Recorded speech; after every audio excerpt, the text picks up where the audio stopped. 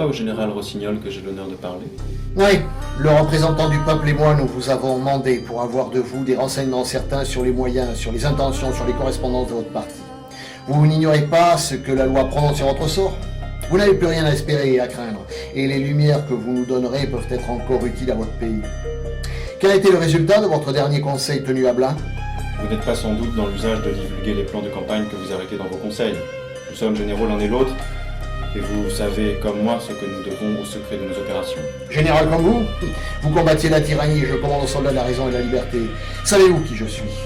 Sans doute un homme de talent qui devait votre élévation à votre courage et à vos lumières. Vous me flattez. Je suis compagnon orfèvre. Cela n'est pas possible. Cela est aussi vrai que vous étiez ici devant Prince de Talmont. Je le suis encore. Mais sans cela, quel était le but de l'armée soi-disant catholique? L'armée catholique combattait pour son roi, pour l'honneur, et le rétablissement des anciennes lois de la monarchie. Quoi? C'était pour servir un maître que vous répandiez tant de sang, que vous ravagiez tant de pays?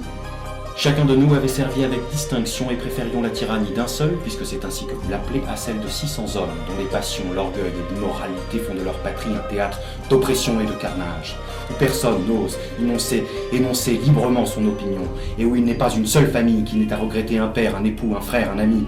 Vous-même, général, vous, que la fortune et la guerre couronnent en ce moment, croyez-vous échapper à la faute de l'anarchie? Désabusez-vous, général.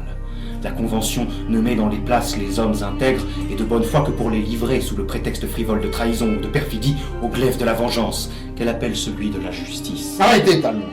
Vous calomniez la représentation nationale. Elle a frappé tous les scélérats qui s'entendaient avec vous, avec vos pareils pour la prolongation de la guerre et les rétablissements des rois. Mais elle décerne des couronnes civiques aux hommes qui se battent de bonne foi pour la liberté et savent sans regret mourir pour elle. Mais, revenons. N'avez-vous pas eu avec l'Angleterre une correspondance qui vous promettait à une époque déterminée des secours en hommes, en vivres, en munitions, et surtout une combinaison simultanée d'attaques sur Granville? Oui. D'où vient donc cette opération à échouer? On avait répandu dans l'armée royale des bruits qui tendaient à déshonorer les chefs, et elle n'a pas donné avec sa chaleur ordinaire. D'ailleurs, l'Angleterre a manqué de parole, ou des causes physiques et locales ont empêché son débarquement.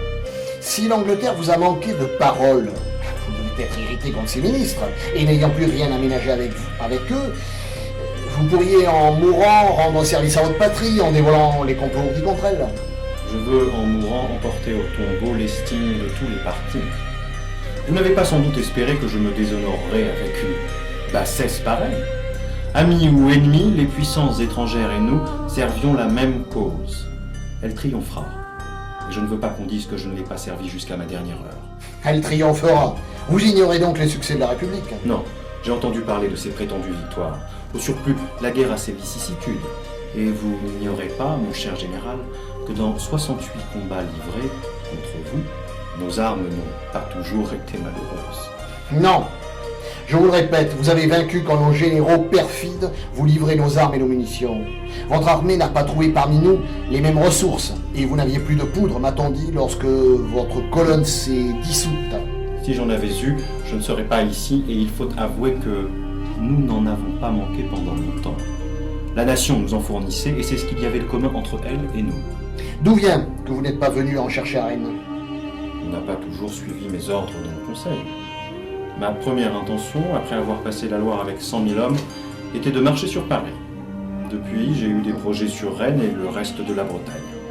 Mais des paysans jaloux de retourner dans la Vendée, dégoûtés de courses et de fatigue, ont dicté impérieusement nos démarches et précipité notre ruine en hâtant la leur. Après votre défaite à Angers, il vous a donc été impossible de rallier vos troupes? Impossible.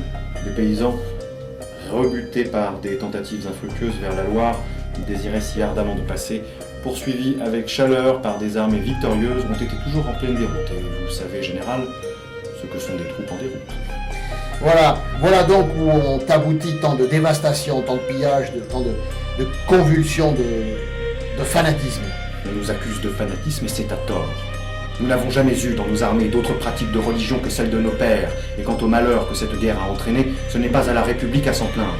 Elle les a nécessités, en portant le fer et le feu dans nos possessions, en fusillant nos prisonniers, en égorgeant nos malades. Nous nous battions avec fureur, mais avec loyauté. et celui de nous qui, dans l'action, se livrait à la destruction avec le plus de force, n'eût pas touché un seul soldat patriote le lendemain du combat. Vos prisonniers de Saint-Florent attesteront à jamais cette vérité. Mais les vôtres, général, mais les vôtres. La République ne traite point d'égal à égal avec les rebelles, et l'opinion de la France entière s'élèverait contre toute disposition de paix ou conciliation. L'opinion! L'accueil qu'on nous a fait partout prouve qu'elle était en notre faveur, l'opinion. Si j'étais seul avec chacun de vous, peut-être votre langage serait-il bien différent. Vous ne connaissez pas les amis de l'égalité. Ils n'ont pas comme les courtisans un langage pour le théâtre, un autre pour l'intimité. Il n'y a pas un soldat dans l'armée qui ne sache qu'il combat pour ses plus chers intérêts. Au surplus, nous nous écartons toujours. Quels étaient vos agents pour correspondre avec l'Angleterre? Des hommes sûrs qui prenaient tous différentes routes, différents moyens pour arriver à Jersey et en rapporter des réponses. Charrette, par exemple, à Noirmoutier, pour cela les plus grandes facilités. N'en connaissez-vous aucun qui soit actuellement dans la République? J'ai déjà répondu combien j'étais éloigné de trahir ma cause. Général, je n'achèterai pas la vie à ce prix. Je ne forme qu'un vœu. C'est de hâter le moment où je dois la perdre. C'est à la Convention nationale à se prononcer.